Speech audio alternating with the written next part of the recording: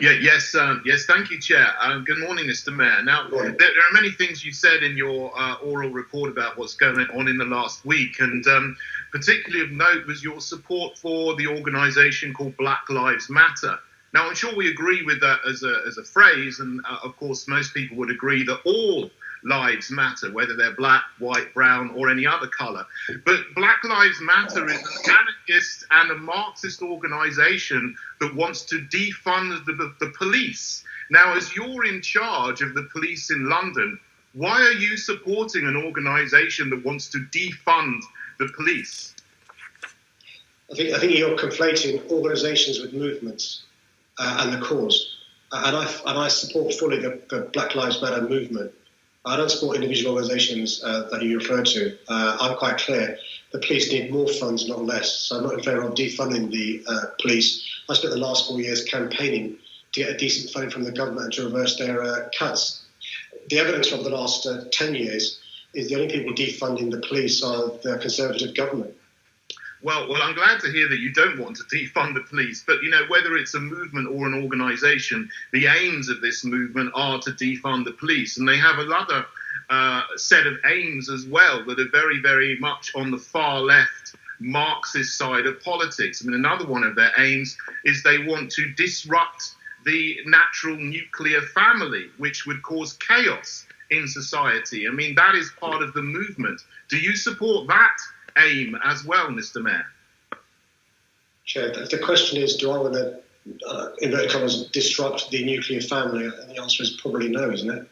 Well, that's good. It's good to know that you actually, when you think about it, you don't actually agree with the aims of this movement, Black Lives Matter. And maybe, it's good to red pill you a little bit, Mr. Mayor. Another one of their aims is to smash capitalism. Do you think that's a good aim of Black Lives Matter as well?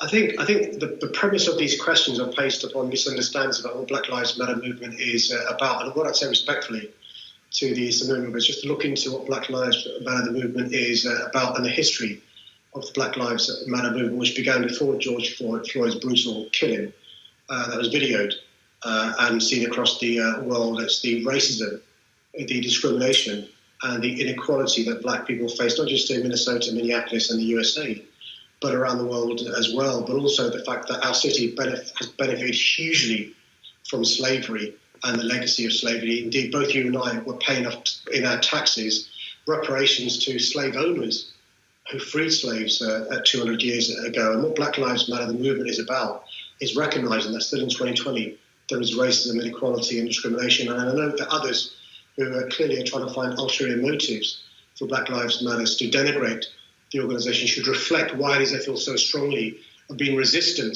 to fighting racism, inequality and discrimination. Well, Mr. Mayor, I have looked at Black Lives Matter. I have looked into it, which is why I'm asking you these questions. And you can look on the website of Black Lives Matter, and their aims are just there and they're stated. It doesn't seem that you actually knew that that's what their real aims are. Now, of course, we all are horrified at slavery that took place 200 to 500 years ago in this country, but slavery still goes on. And there are 27 million slaves around the world. I know you like to make comments about what's going on around the world, but one of the countries where there is still slavery going on is Libya. And there are black slaves there. And many of the Arab people living in Libya actually put black people into slavery. Do you have anything to say about that? Because that is where we should be focused today, on stopping modern slavery rather than worrying about statues and things that happened 200 years ago. Well, as mayor, I've committed more to the issue of addressing the issue of modern slavery than any mayor in the history of our city. But I'll tell you this, our ability to fight slavery in Libya or elsewhere is made much harder by the government abolishing the Department for International Trade, one of the greatest legacies of the Labour government, established in 1997. And if you feel so strongly about slavery in Libya, you should be campaigning with the Labour against the government's plans to merge DFID into the FCO, so it's subsumed, and the work they do is diluted. Well, that's a completely other point, but I mean, that actually, that is what has actually happened there is a good thing, because the Department for International Development really just wastes a lot of British taxpayers' money on often green projects and so on, sticking up wind farms in areas where they don't provide much electricity. But that's a whole other matter. But in this country, there is one issue of slavery that I do need to point out, and that is the case of raping and grooming gangs which have gone on in this country in Rotherham, Rochdale, Derby, Oxford, Bristol, and in London as well. And this is done, as we know, by the Quilliam Foundation report, by majority ethnic Pakistani heritage people. And they put people into slavery in this country, sex slavery. Do you think that is an area that we need to focus on when we are dealing with modern slavery?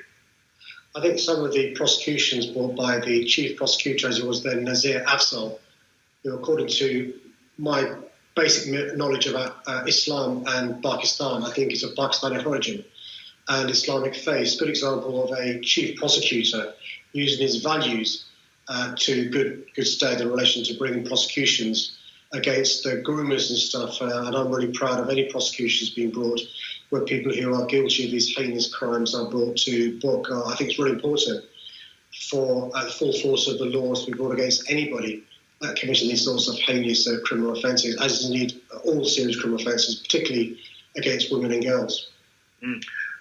These have obviously been found in many, many other cities and towns around the country, but there hasn't been much of many prosecutions happened in London.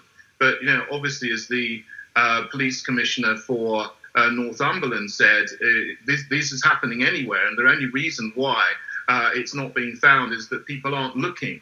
Are you looking in London for grooming gangs in London in order to prosecute people? Because if it's going on in cities like Oxford and Bristol and Peterborough and Aylesbury, smaller places, it's surely going on in London as well on a large scale.